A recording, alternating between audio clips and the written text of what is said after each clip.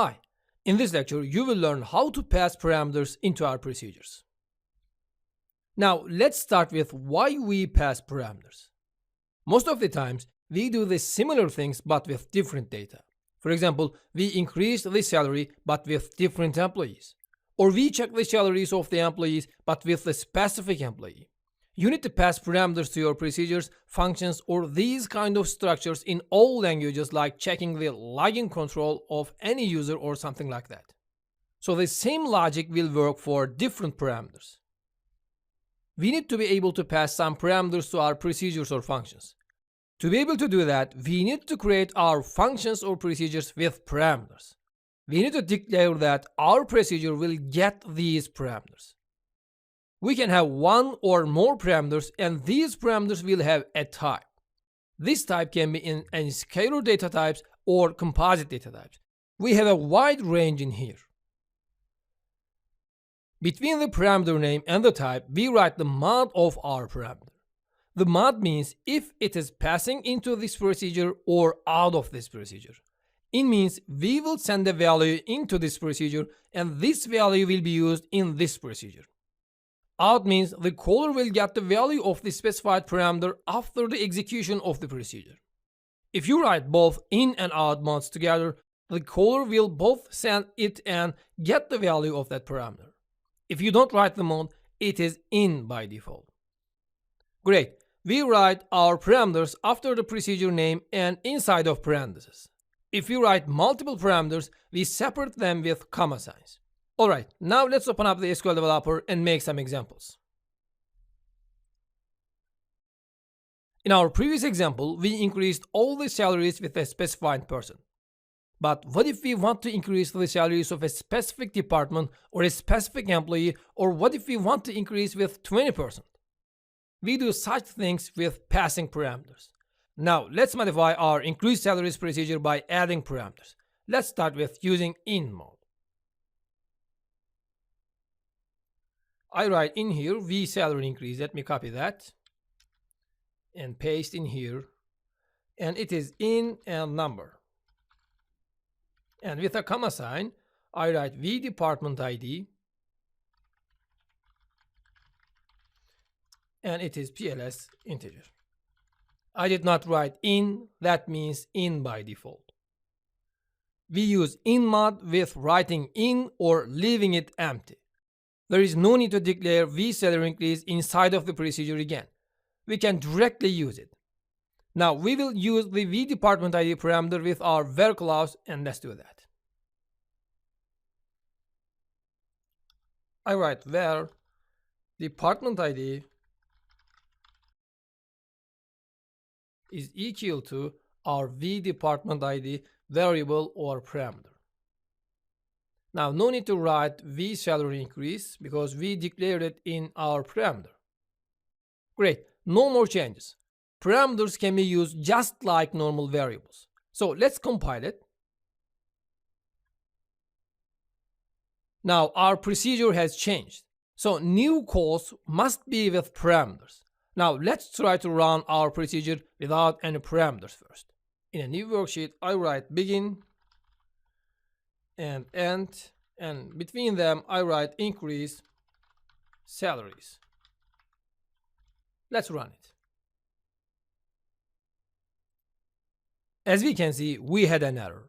Wrong number of types of arguments in call to increase salaries. Means either you did not pass the parameters or you try to pass a parameter with a wrong data type. So now let's pass parameters then. We know that our procedure takes two parameters. The first parameter is v salary increase. Its type is number. So the first parameter must be in number type or its subtype. So second one is the department ID, and it is in pls integer type. So we must pass pls integer or number for this parameter. Now let's write these parameters then. I simply write them inside of the parentheses by separating with comma sign. 1.2, and with comma I write 60, for example. See that? Pretty simple usage. Now let's run it. Great. only the employees who work in department ID 60 affected from that increase with 20%. Now let's change the parameters and run again. Let's say 1.15 and the department ID is 90. Let's run it. As we can see, now it updated the different salaries with a different amount. This is really useful. We did the similar things with different parameters, so different employees affected from that. If we wouldn't have the procedure, we would have to write whole line of code again, but with only different departments and percentages. Assume that we would do that for many times, we need to copy and paste our code for several times to do a similar work. So procedures ease our code so much. To see that, let's create another procedure and feel the difference better. We know that dbms output.put line name is a long text to write something on the screen. But we use that so many times. We can simplify that with creating a procedure for that. Now let's open up a new worksheet and create our procedure for that.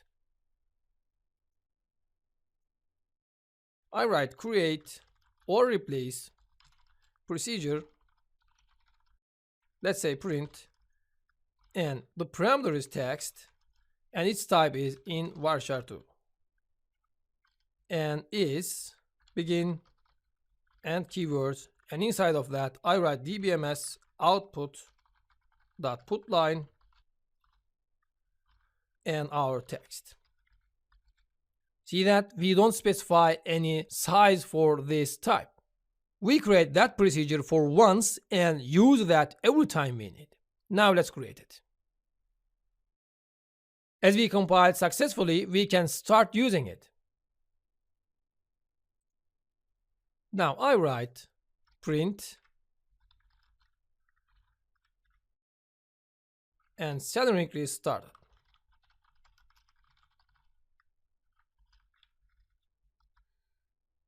And after finishing our job, let me copy that, and salary increase finished. Did you see that? I write only print and can do the same thing with a dbms output.put line. We could name it with only p, for example, so it would be easier. I wrote print to make it more understandable. Now let's run it. Great, we shortened our code. Now let me show you the difference of in and out parameters. We know that in sends the value inside of our procedure and out gets a value from that procedure. In and out can be used both. If we use like that, we send a parameter to the procedure and get the value as soon as our procedure finishes running. Now let's roll back first and change our procedure. Now I will make the vSalary increase mod both in and out. I will get the salary increase percent and return the average increase percent of the salaries, for example. So I simply write vSalary increase in and out. And a new parameter to have an out mode.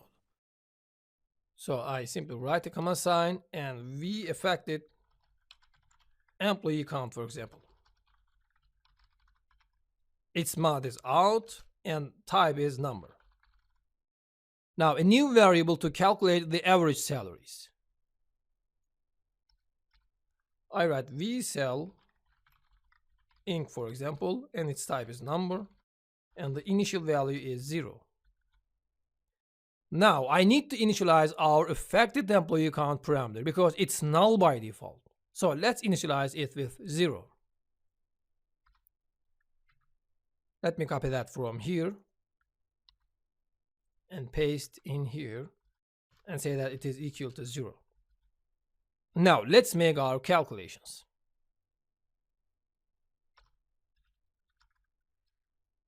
Is equal to affected employee count plus 1.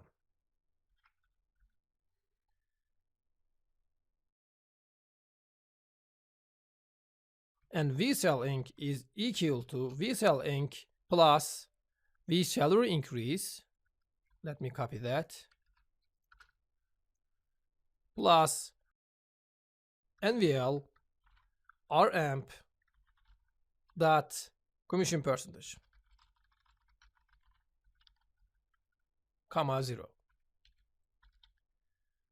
and calculate the average salary increase percentage. V salary increase is equal to V sal inc divided by V affected employee count. Now let's compile and save it.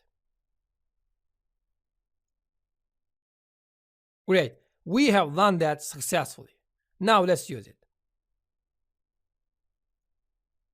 Now let's declare two variables to use with the out parameter, because we will get some values, so we need to store it into somewhere. We will do that with variables now. I write declare and V sal inc its number, and the default value is 1.2 for example, and V affected amp count, it is number. Now let's pass our parameters.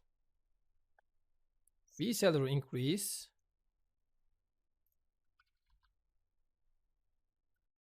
department ID 90 and V affected employee count for the third parameter. And print the values of our parameters with using our print procedure. I write print, and inside of the parentheses I write the affected employee count is, concatenate that with our V affected employee count. And after that I write print, and let's say the average salary increase is, and again concatenate that with V salary increase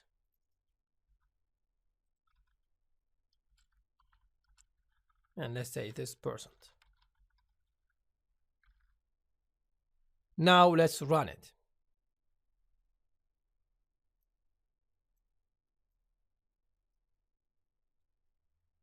Perfect. As we can see, we updated the employees in department ID 90.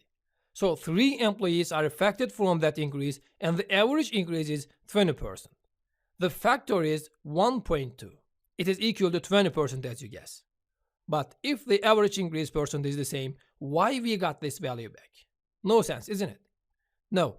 Now let's change the department ID and see the difference. Department ID, let's say 80. And now let's run it. Perfect. As we can see in the output messages, the affected employee count is 34 and the average increase factor is 1.425. So these have the commission percentages, so the average changed for this department. Now, what we have learned in here? We saw that we can send parameters with using in mod and get the value with using out mod. We can use them both too. With that way, we send the variable into the procedure.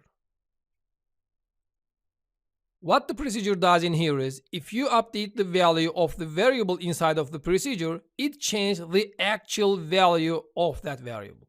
As you can understand from this code, we pass the parameter vfmpCount into this procedure, and after the procedure finished, its value has changed.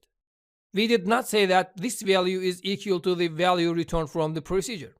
We updated that parameter inside of the procedure and it changed the actual value of that variable. Be aware of that. It changed the actual value inside of the procedure like the pointers. Great. Now we know how to declare parameters with in and out mods and how to use these kind of procedures. So this is the end of this lecture. See you in the next one.